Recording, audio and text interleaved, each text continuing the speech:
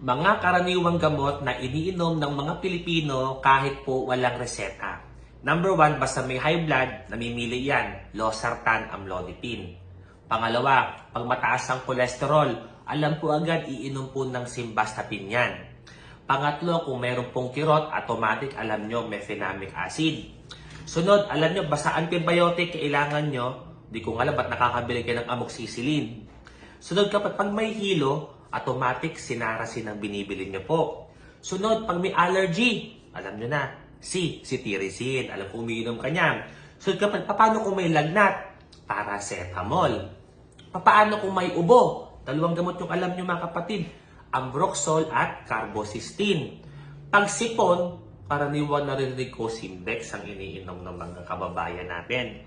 Kapag po sa UTI, alam ko po Cotrimoxazole. Paano naman po kapag